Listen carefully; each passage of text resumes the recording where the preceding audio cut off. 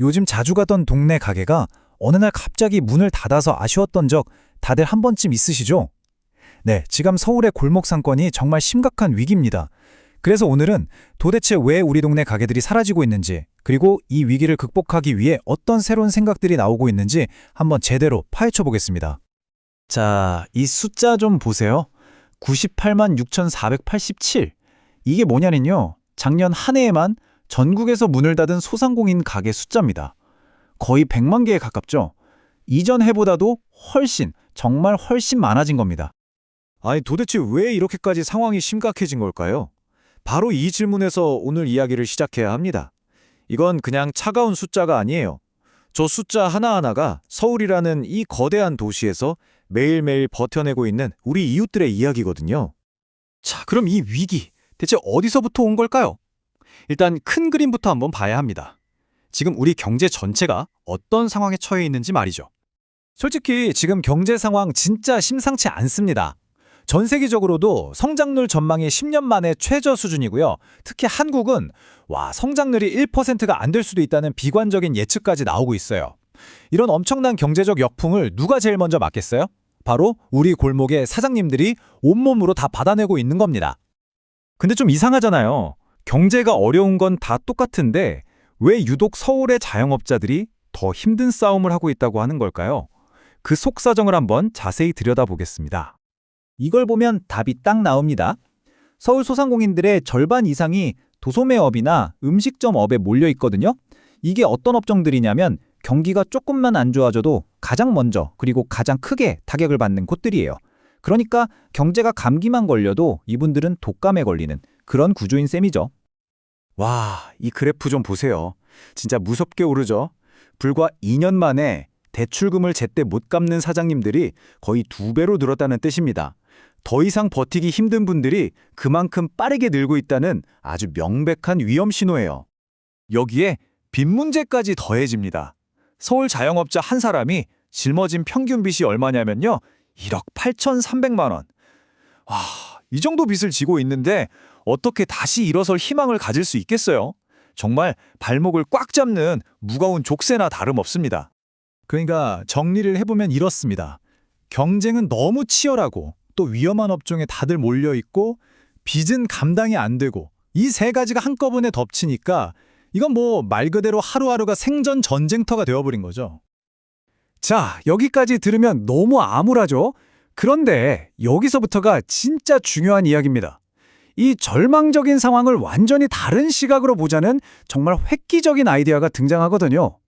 바로 이거예요. 보세요. 지금까지 우리는 폐업하면 그냥 실패, 인생 끝 이렇게 생각했잖아요. 그런데 그게 아니라는 거죠. 폐업을 실패가 아니라 다음 단계로 나아가기 위한 전환점, 새로운 출구로 보자는 겁니다. 생각의 패러다임을 완전히 바꾸는 거죠. 보고서에 나오는 이 한 문장이 모든 걸 설명해 줍니다.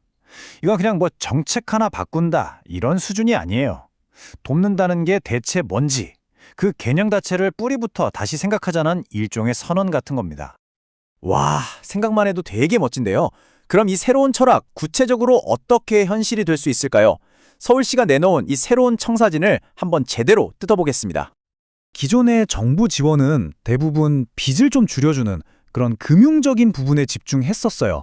그런데 서울시의 접근법은 좀 다릅니다. 이 표를 보시면 아시겠지만 단순히 돈 문제 해결이 아니라 폐업한 사장님들이 그 다음에 뭘 할 수 있을지, 예를 들면 새로운 기술을 가르쳐주거나 컨설팅을 해주는 이런 실질적인 다음 단계에 훨씬 더 집중하고 있죠. 그래서 이 새로운 전력은 크게 4가지 축으로 움직입니다. 첫째, 미리 알려주는 선제적 지원. 둘째, 똑똑하게 도와주는 효율적인 금융. 셋째, 새로운 길을 열어주는 출구 전략. 그리고 마지막으로 누구나 쉽게 이용하게 만드는 접근성 강화. 자, 하나씩 볼까요? 그럼 이게 실제로 우리 사장님들한테 어떻게 다가갈까요? 선제적 지원은 말 그대로 망하기 전에 데이터를 보고 사장님, 지금 위험해요 하고 알람을 주는 거예요. 그리고 출구 전략, 이게 진짜 핵심인데 그냥 알아서 하세요가 아니라 요즘 수요가 많은 전기 기술이나 인테리어 같은 걸 배워서 재취업할 수 있게 구체적으로 도와준다는 거죠. 그리고 이 모든 걸 온라인이나 가까운 센터에서 쉽게 신청할 수 있게 만들고요. 그런데 여기서 정말 기가 막힌 숫자가 하나 나옵니다. 78.2%. 이게 뭐냐면 폐업한 분들 중에 정부 지원 프로그램을 단 한 번도 이용 안 해본 사람들의 비율이에요. 거의 10명 중 8명이 그냥 혼자 모든 걸 감당했다는 거죠. 아니, 왜 안 썼을까요? 몰라서, 그리고 신청하기 복잡해서 못 쓴 겁니다. 그러니까 아무리 좋은 정책을 만들어도 정작 필요한 사람이 모르면 아무 소용이 없는 거죠.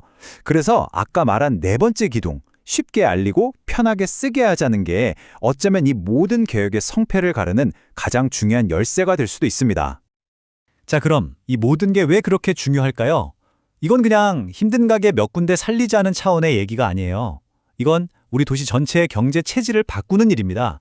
한두 번의 위기에 쉽게 휘청거리지 않는 훨씬 더 튼튼하고 유연한 경제 생태계를 만드는 거죠.